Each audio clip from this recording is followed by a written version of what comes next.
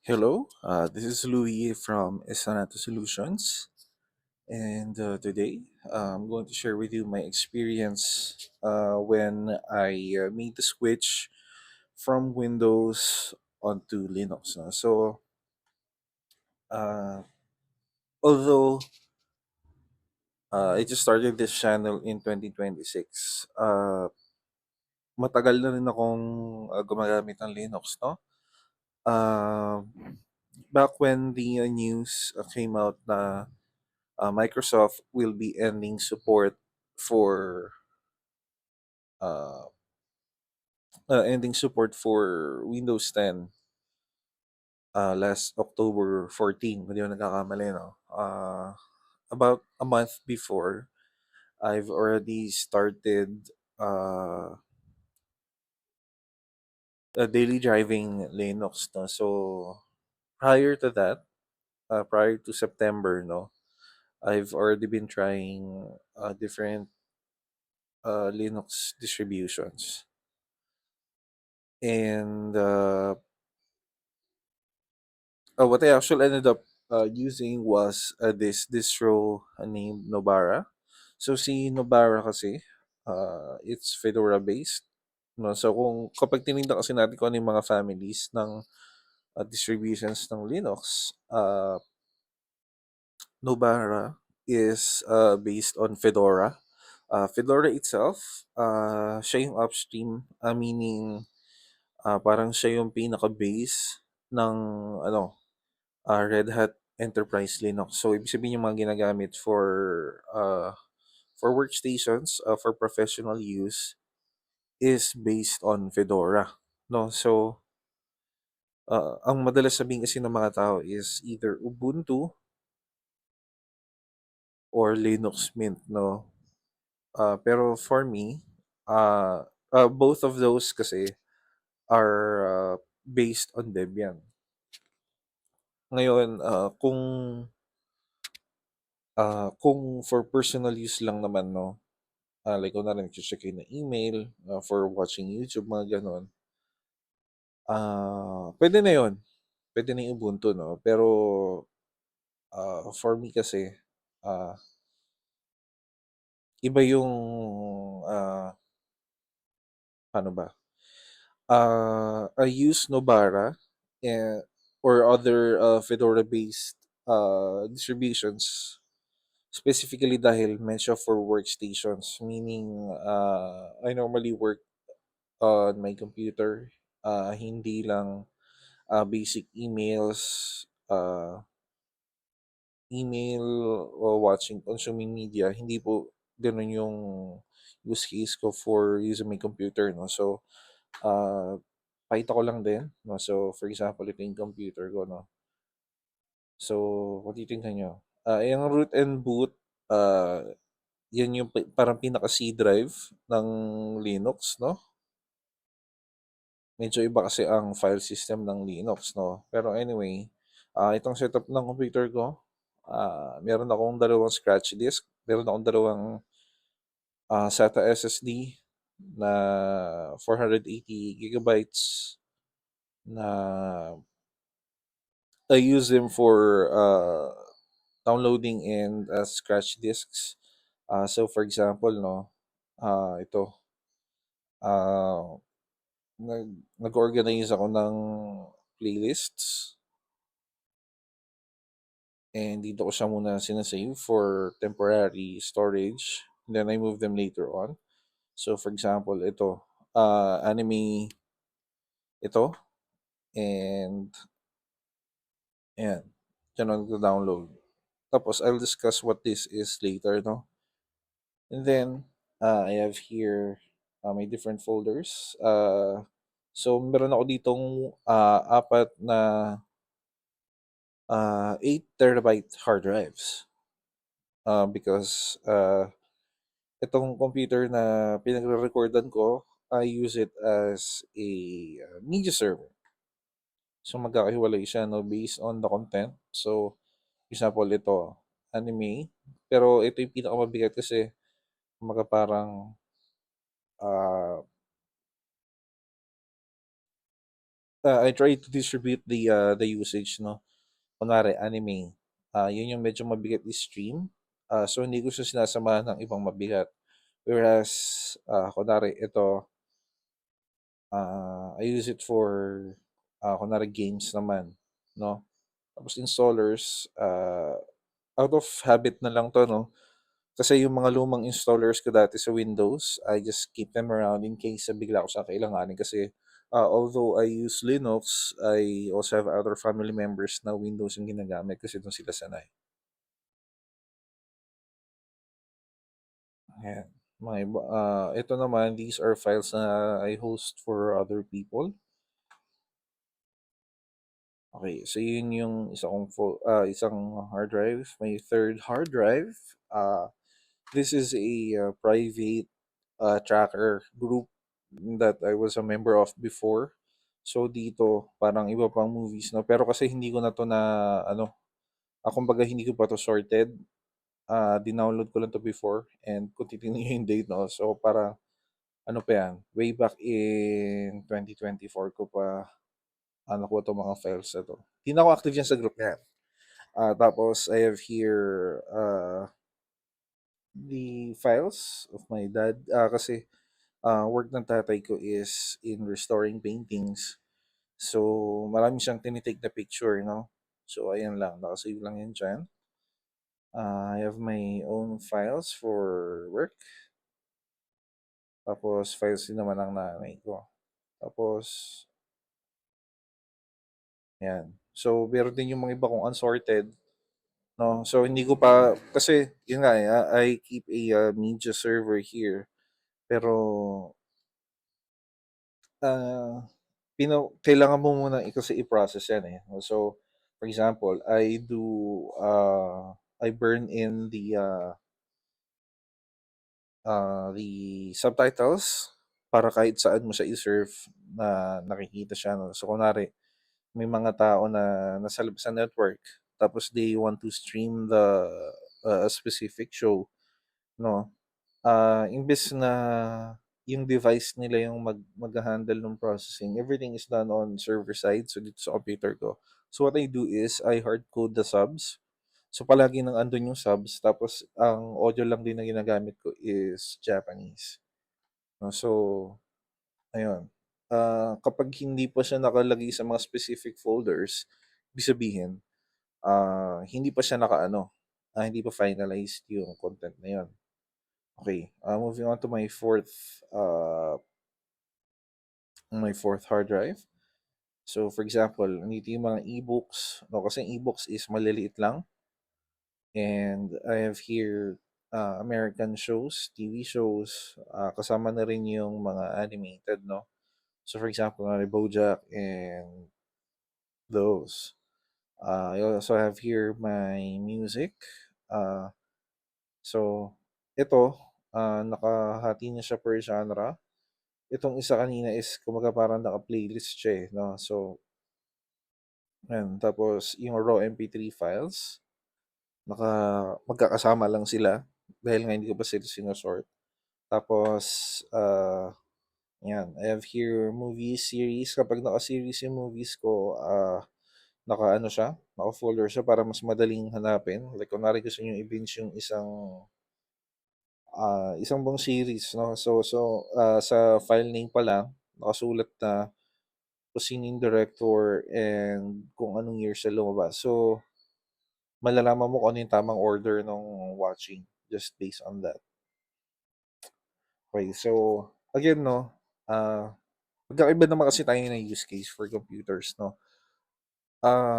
Masasabi ko lang is that kung ang media consumption lang naman yung gamit nyo sa computer nyo, mag-Linux na kayo. Kasi, sa totoo lang, no, one of the biggest drivers kung bakit ako umalis from the Windows ecosystem is because, una sa lahat, no, I actually hated Windows 11 when it first came out. So, lahat ng mga computers sa bahay, lahat ng personal computers na ginagamit ko, even when Windows 10 came out, I still kept using Windows 10. Uh, so, bakit? 'no, kasi, I actually tried a Windows 11 pero napupuna ko kasi na masyado siyang mabagal for me. So, yung previous computer ko which is early adopter ako nung lumabas yung AM4. So, first, generation ng, ah, Ryzen, PCs, CPUs na nilabas nila. I already bought into the ecosystem kasi nakita ko na, ah, maganda naman yung offering ng Windows. Kasi parang before 'no, the only options that you had from Intel were quad cores, 6700 and 7700. And those were selling for 16 to 17,000. Whereas sa AMD side, since nga more on server or throughput yung gusto kong gawin sa kanya, no, parang ang computer ko is not just for gaming, no. At the time, back in 2017 nata, nung una lumabas pa yan, no. So, yung computer ko noon, yung my first AM4 computer was Ryzen 1700, so 8 cores, 16 threads. That was also selling for 17,000. No? So, same price, pero twice the number of cores, which theoretically meant na I can do twice as much work. Although realistically, no, mas maganda naman yung cores ng Skylake and ng Kaby Lake. Pero, given na same price sila, mas marami akong magagawa on my Ryzen system. No? So, uh, during that time, no, nung lumabas yung Windows 11, mayroon na akong bagong computer. Itong computer na ginagamit ko now, this is a 5700X and a B550 board.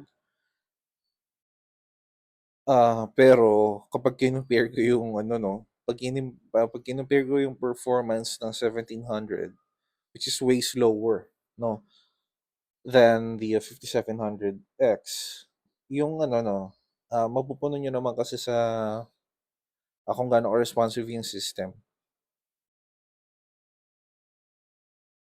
So kunwari itong computer na 'to 'no, if I press something, Linux, since Linux nga ito 'no, ang ano niya 'no, ang very snappy niya.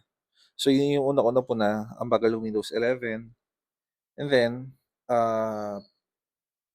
when I tried installing Windows 10 on that 5700X computer, night and day yung difference. Like, 'di ba? Like nag-upgrade tayo ng hardware natin. Hindi naman dapat so that the computer doesn't slow down, no? Gusto natin better din yung experience natin. So, ang napuna ko sa Windows 11 is masyado siyang mabagal. Tapos, hindi rin lahat ng programs na ginagamit ko works fine on Windows 11. So, uh, some of the work na that I do, hindi ko alam kung may sugod dito, no? So, kunwari, itong handbrake, no? So, this is an encoding software. Sometimes, ang problema ko sa Windows 11 is hindi gumagana to ng maayos. No? So, since I deal with a lot of encoding, kumbaga parang big turn off siya for me for using Windows 11. Pero as time went on, no, uh, the problem with Windows 10 is Microsoft, no? So, ang problem kasi sa Microsoft is they put in a lot of telemetry, meaning they record everything that happens on your computer. So, previous versions of Windows didn't have those telemetry. Kaso, syempre, ang problem there is that over time, no, hindi naman na nila din ina-update yung software nila on, kunwari, Windows 7. So, kunwari, kung purist ka na parang gusto mo lang ng mabilis na computer, ideally, Windows 7 or older than 10, no? Uh, the problem is, for example, kapag yung laro needs DirectX. I think walang DirectX 12, no? Sa mga older versions of Windows. Kasi Microsoft only updated DirectX 12 for Windows 10 and later. So, ang problema doon, syempre, kunwari, aside from watching movies or doing something on the internet, no, if you play games, you'll be forced to migrate to a later version of Windows, which, yun nga, ang problema nga, actually, even with Windows 10, no, yung mga latest na updates na nakukuha nyo sa Windows 10, meron siyang Copilot. No? So, the problem with Copilot is that uh, nag-i-screenshot siya without your consent. And on earlier Microsoft updates, no, pwede mong i-uninstall. Pero kung tama pagkakaunawa ko sa mga latest versions, hindi mo na siya ma-uninstall basta-basta. Tapos, ganun din sa Windows 11, no? So, naisip ko na, bakit ako mag stay sa isang platform that, kasi normally, no, bibilin mo yung license eh. No? So, if you're already paying for the license and there is still recording all of your actions, no? Pinagkakitaan ka na, ikaw pa yung produkto. No? Kasi, remember na, like Google, they track your movements. They try to make a digital version of who you are. O sa lahat ng actions na ginagawa mo sa computer mo, they record it. And they build a profile. So in that profile, they use to send you advertisements. So kung isipin mo, no, you already paid for the OS, and then the OS spies on you, records all of your movement, so that they can so that they can make more money out of you. So, ayun. That's one big reason kung bakit I migrated away from relying on Microsoft. And later on, no, on future videos, I also show na I'm trying to remove big tech. So, yung mga big US companies, I try to remove them from my life as well. So, I'll make future videos about removing Apple, removing Google, those types of companies, no? And I'll try to show what are your options kung kayo mismo, you already feel na parang nakakasuffocate yung tech, no? Anyway, so, ayun nga, I already moved on to Linux, and so far, no, with using Nobara and any other Fedora-based Linux distribution, I found na tumaas yung productivity ko. Hindi ako masyadong ah, hindi ako na hindi ako na distract ng computer ko from doing anything else from what I originally planned when I opened my computer. No? So, uh, big difference from this one, from Fedora and Debian based distributions like Zorin OS, Linux Mint, or Ubuntu is that aside from mabilis na ito, no? Kasi pag tinignan nyo yung Ubuntu, they have their own way of uh, packaging software, no? So, ang main difference is that itong Fedora is they have uh, fundamentally different uh, philosophy when it comes to software, no?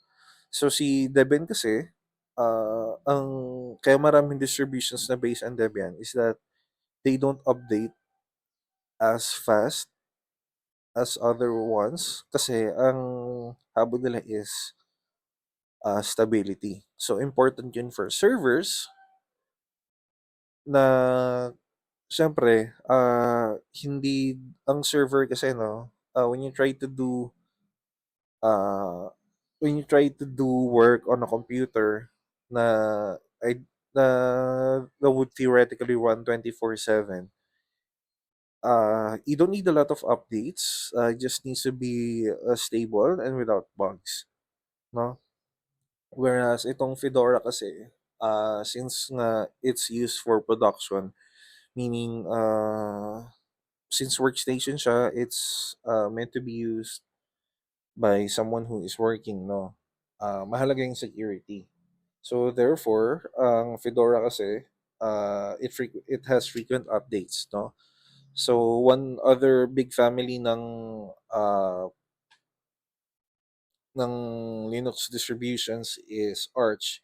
Pero the problem with Arch is that uh, it doesn't really work out of the box. Although marami na rin mga tao na gumagawa ng versions nila of Arch. Pero for me, kung if you just want something that works out of the box, that you can already do a lot of work, Fedora is the way to go. Okay, so to. Gusto ko lang ipakita kung ano yung main differences ng Linux sa Windows. Tulad nga nung pinakita ko kanina, no, yung file system. So, di ba, sanay tayo na pagbukas natin ng mga computer, si Linux, hindi siya nakabase sa drive. Although, ayan, meron tayong root, merong boot, tapos the rest. So, ito, no, yung anim ko na SATA, SATA hard drives. Yan siya. Tapos, meron din akong isang dock ko sa, ito yung pinaka-backup ko naman din. So, lahat ng mga laman yan, naka-duplicate dito sa isa kong external dock. Yan. Tapos, I have four running computers at home, no? Ayan. Ito yung mga hard drives. Tapos, ito yung apat na computer. Ito yung ginagamit ko ngayon, si 5700X. Ang gumagamit itong 1700 ko is yung nanay ko. Itong 2650 V4 ko, it's another server.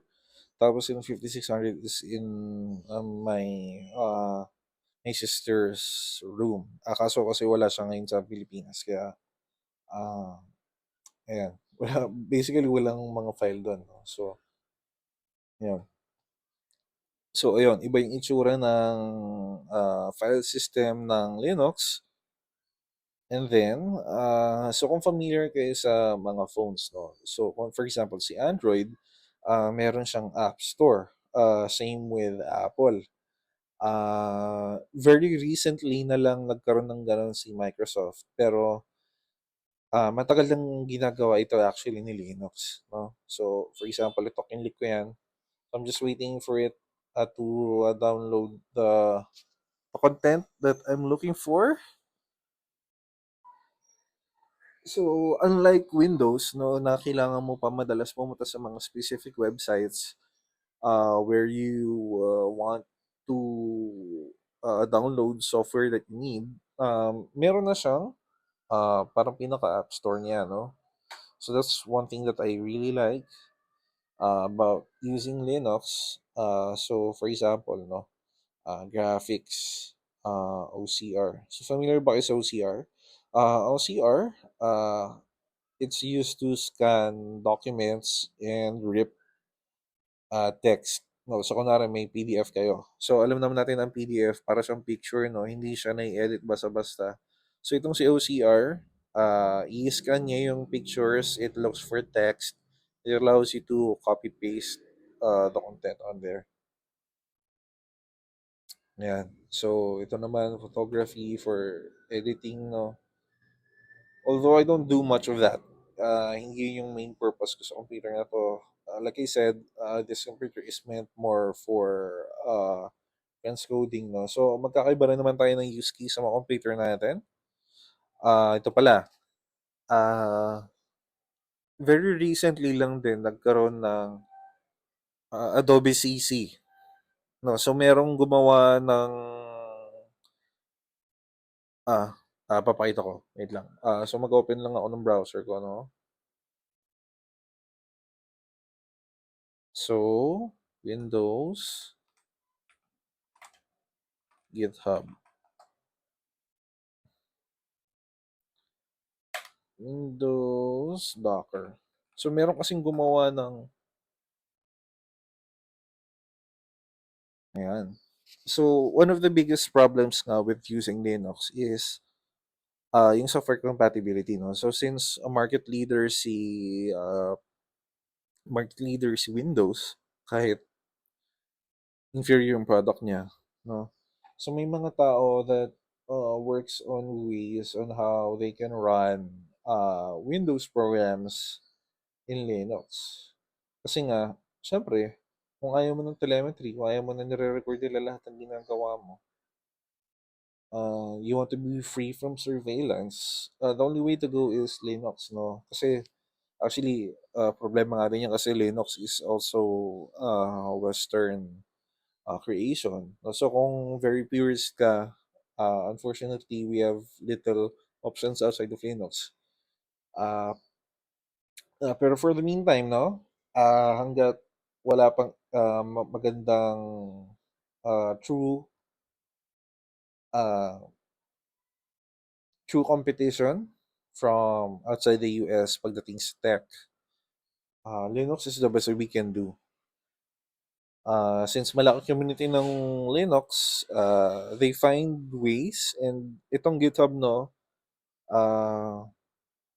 so aside from using uh, the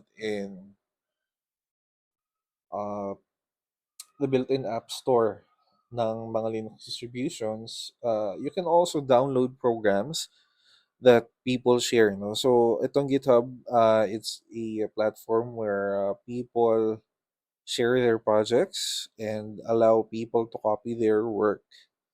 So for example, ito, kung sino man yung nag-handle nito, si Docker, no? So kung titingnan nyo, no, almost 50,000 people have given their approval of his project. And this allows people to run Windows through a Docker container. So, si container, no, kumbaga para siyang, it's a simplified and much more efficient way of using resources to run different programs. Kasi you don't need to use a virtual machine anymore. So, ang virtual machine, no, as in, kumbaga parang china-chop niya kasi yung usage nung, nung computer mo. So, for example, yung 1700 ko, that has 8 cores and 16 threads, no? So, if you set up a VM, you get to dedicate specific cores and specific uh, RAM.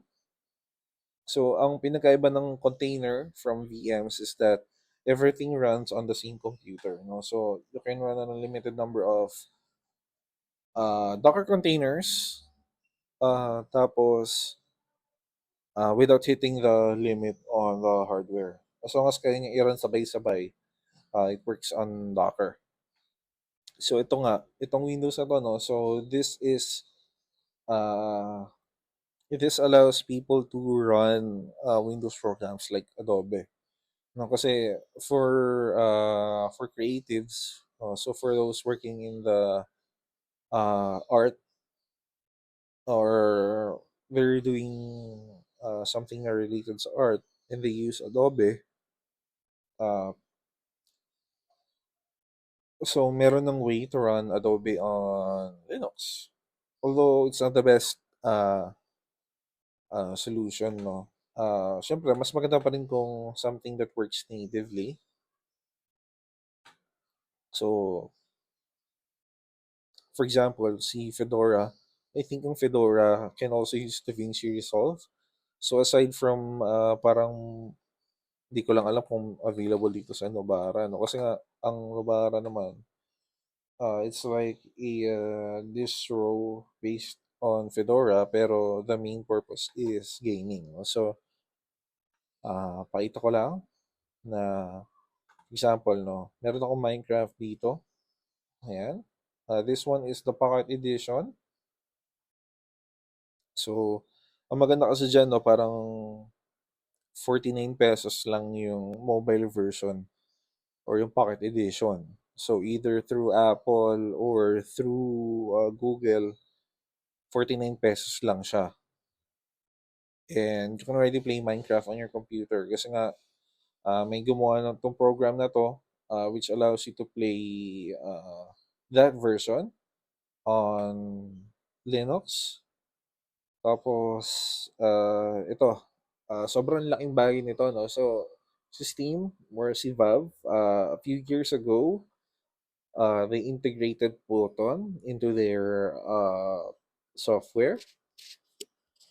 So pag tinignan niyo to, no, naka-uninstall kasi ata eh. Pero loko. I'm actually able to play Dota with my friend. Although, medyo tinatamad ako. O kung titingnan nyo, no? November 16 ko pala last nilaro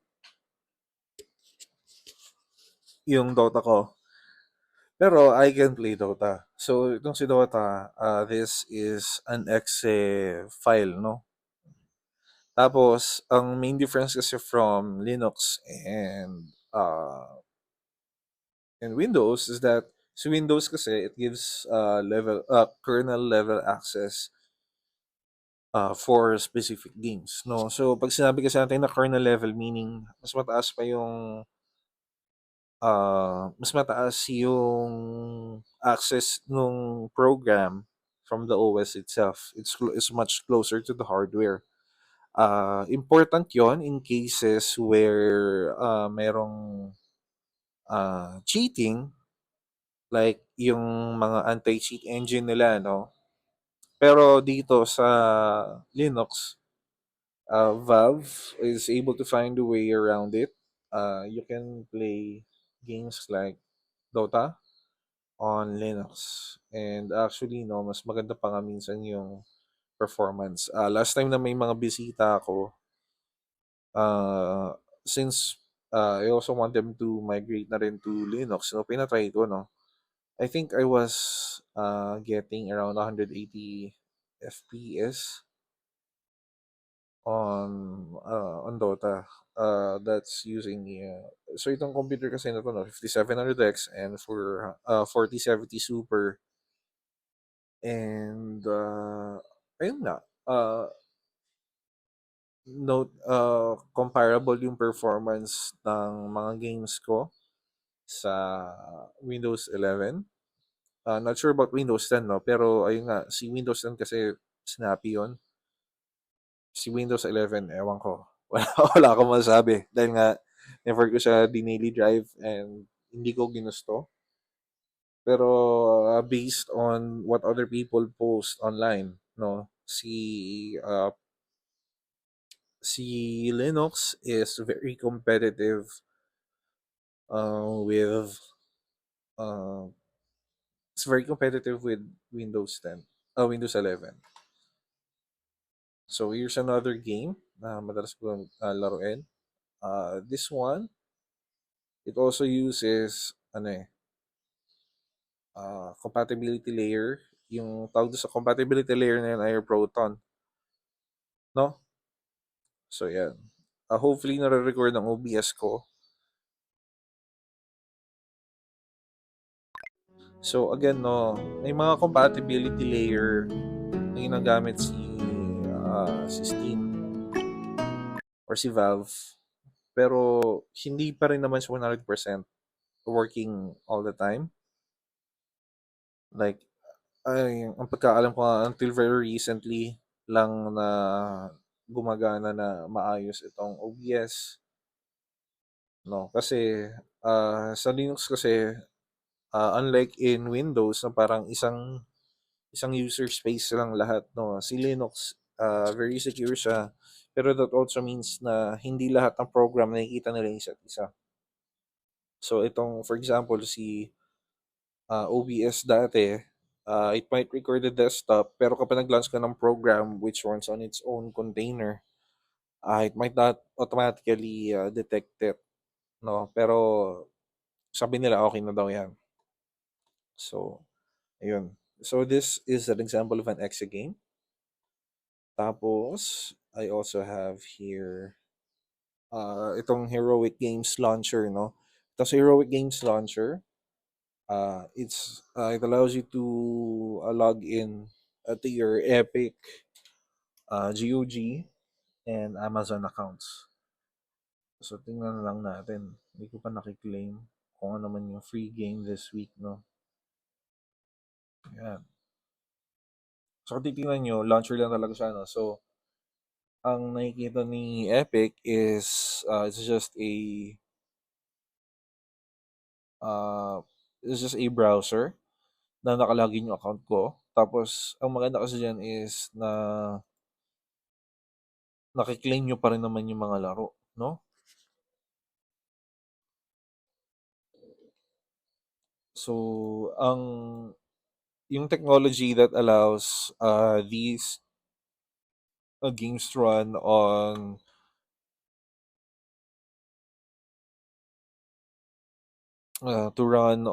Linux is what we call DXVK.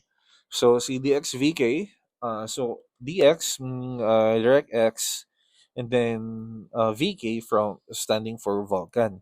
No, so a few years ago, no, AMD released Mantle, which later evolved to Vulkan, and Vulkan are open source uh, replacements for DirectX so that kung gagawa ka ng laro for one platform, for example for PC, you can directly port the game to other platforms that also support Vulkan. For example, Android. No? So si Android, it also supports Vulkan. So theoretically, kung meron kang laro that you compile for using Vulkan, so yung API calls mo, no? So si game, it calls on hardware and it uses the Vulkan API. Kapag gumawa ka ng laro for one platform, basically magiging na siyang hardware agnostic na. So that's what the XVK did. Tapos that's what Proton is. No? So compatibility layer siya that translates DirectX API calls to Vulkan.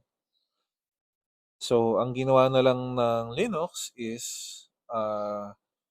they were trying to read uh, Windows binaries, and kapag meron siya na-encounter na DirectX, tina-translate niya yon into Vulkan calls. So, kasi syempre, most computers naman uses x86 plus RISC from a small number of vendors, no? So, sa CPU side, we usually have Intel and AMD. And for GPUs naman, for graphics, we have AMD, Intel, and NVIDIA. So, wala dapat reason for games made for one OS to not work on another. So, that's what Proton solved, no? And ang maganda doon is regardless of the Linux distribution na gagamitin nyo, if you can install Steam, you can play your library there. So, kung nanonood din kayo ng balita, uh, last month ata, uh, or a few months ago, Valve also announced na they'll be making a VR headset. No? So, yung VR headset na yun ni Valve, it runs on ARM. So, another project that Steam uh, supported was what we call FX. So, ang maganda kay FX naman, it's another translation layer. No? So CFX, it translates x86 code to run on ARM. So what this means for the future is that if your computer can install uh, if your computer can install Steam, if you can install Linux, no? So Steam, they already made a way for your Windows games to run on Linux, and if uh, your mobile devices can run x86 code, then that means na you don't need multiple games libraries anymore. Pwedeng Steam na lang lahat ng games niyo, no? You don't need to buy duplicate copies of games. So, kapag nabili niyo na siya sa Steam, you can already run it on any of your computers and any of your devices using both DXVK or Proton and FX. So, si Proton, itong Novara, no, na ginagamit ko, ang nagme-maintain nitong distribution na to is the one who created Proton. Meanwhile, si FX naman was funded and sponsored by by Steam. Pero these projects are also open source, meaning any people can copy the work and use it for their own use case, no? So hindi madamot, no. When they develop something, they develop it for the betterment of the community. Everyone can copy it, everyone can use it then, which is contrary sa big tech, no? Kapag tinignan niyo yung mga ginagamit ng uh, big US companies, almost everything is proprietary. You need to follow their guidelines, no? Pero at the same time kasi karamihan ng work nila is galing din sa sa open source. So pinagkakita nila yung open source. Anyway, uh, that's beside the point, no? Gusto ko lang ipakita na you can now run games on Linux. Almost all of your games on Linux, no? Pagdating naman sa editing, ah, ako ang ginagamit ko for timeline editing. This is a program named Shotcut. So itong Shotcut, no, meron lang siyang timeline. It's very easy to use for me since ah, hindi naman hindi naman video editing yung main na pinagkakakitaan ko, no? Or hindi yun yung pinaka-work ko. So it allows me to make quick edits like itong video na to. If I'm going to edit this, I'm going to do it on Shotcut later. Tapos, I'm also, ano ba ba yung plano ko ipakita? Ayan. So, marami ring, if you're going to do office work, no? Actually, itong LibreOffice, it's a good substitute for Microsoft Office, no? Doesn't look the same. Definitely doesn't look the same, no? Pero it allows you to work on kung ano man yung gusto mong gawin, no? So, kunwari, itong math, actually, may times nga na mas ginagamit ko itong math kasi teacher din ako, no? So, when I tutor math, mas madaling gumamit ito for making formulas. Kasi yung normal na text editor is not as good as making mathematical formulas, no, which is yung important part when teaching math. So, maraming mga iba't ibang mga programs. So, for example, itong Tintero. So, I also am doing on my free time. I'm trying to make a game kasi, no. So, Itong Tintero na 'to, it allows me to, create, profiles of characters, yung flow ng story. So it just lets me keep track of, yung mga characters ng ginawa ko na and kung ano yung gusto ko na plot, kung ano yung mangyayari per chapter, gano'n 'no. So maraming mga gano'ng programs dito sa Linux na free lang din that, people who do the same, they usually, make, the software and then they share it for the community, without, uh, expecting anything in return 'no. Uh, so let me show you another thing din na ginagawa ko. Itong Brave 'no, so gamit na gamit ko 'to kasi, for example, I manage multiple Facebook pages. Pero isa sa mga importante kasi is itong Canva 'no. So itong si Canva kasi, ah, ang workflow ko is whenever I need to post something 'no, meron na akong mga,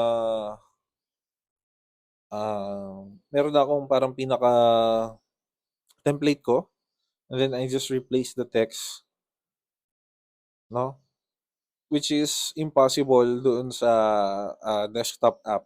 Kasi what I want to do is, ah, marami na siya nakabukas tapos hanapin ko na lang kung ano yung magandang fit para do'n sa gusto kong gawin 'no. So meron akong mga template na, rectangle, meron akong mga template na square, tapos, meron akong mga ginagamitan ng picture. So magkakaiba siya.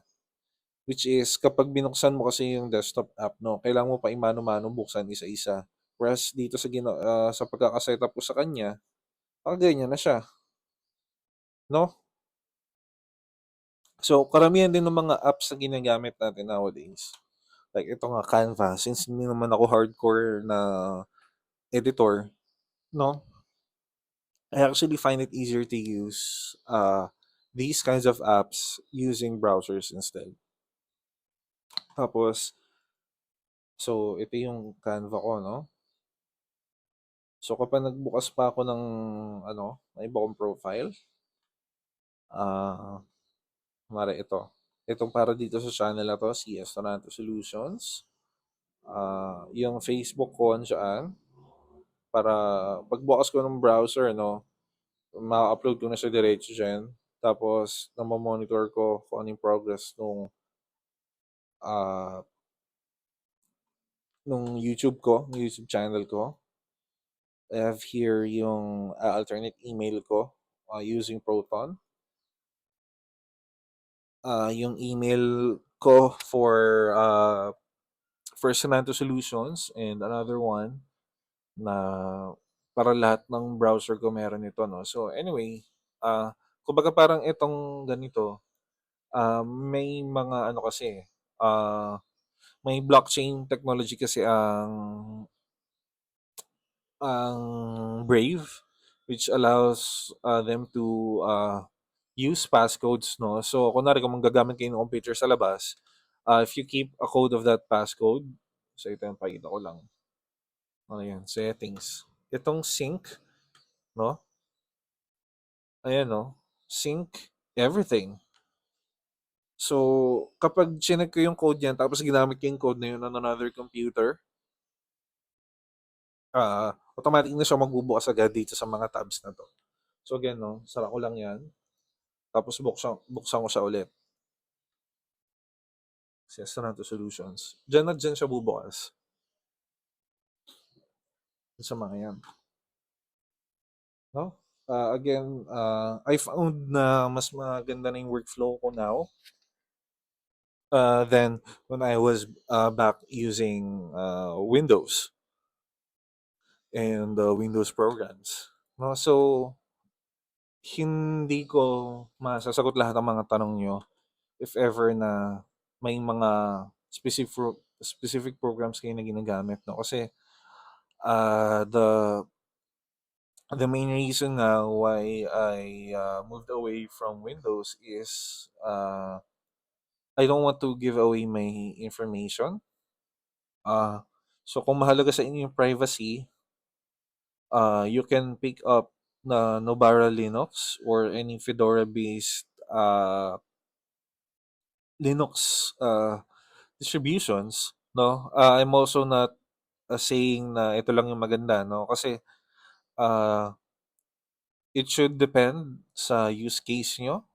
And again nga, no, I'm not claiming to be a Linux expert here. I'm just sharing with you my own experience in using Linux, no? Ito pa pala, another program that I really like about Linux is itong LocalSend, no? So itong si LocalSend, cross-platform to, no? It allows me to send files between any of my mobile devices, my tablets, my phones, uh, and other computers in the same network, no? So kung nasa same Wi-Fi network lang kayo and you install this, makakapag-send na kayo ng files, no? Let me see. Let me just pick up one of my phones. Tingnan ko kung makakapag-send ako ng file.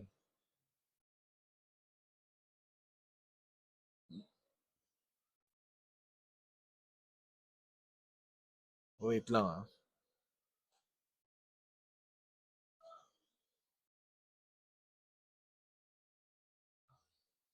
So, itong name ng computer ko sa network is Rich Onion. And I'll just try to send a picture from one of my phones. So, ito. Ayun no. So, ito kasi maliit lang to na file, no? Pero what I found is that normally kasi 'di ba kapag nagtatransfer tayo ng file from our computer from our gadgets to our computer, kailangan pa na ano eh meron kayong physical connection, no? So dito, what I like about LocalSend is that ayun, nandun na siya. Ba, nasend na siya agad. So wireless yung file transfer. It's cross-platform. Galing nga sa phone, papunta sa computer, no? Tapos ganun lang siya kabilis. Asan lang ba yung ano ko? Sa downloads ba? Yun. So, ayan. Meron kayong 20 ligtas points. Pati 5 ligtas points. Ayan. So, uh, I'll probably make more videos about using Linux when I learn something new. Uh, on later videos, I'll probably show programs that I use a lot. No, pero I hope na if you watch this video, consider using Linux and moving away from big tech. Kasi nga, at this point, no, uh, you already pay for it and still, produkto ka pa din. No? You make more money out of tracking all of your moves, which I think is, ano eh, mga parang kontrolado na nila yung buhay mo, no? So, if you care about your privacy, if you care about independence, please choose or at least consider Linux. Okay? Again, this is Louis from Esperanto Solutions, and see you on the next video.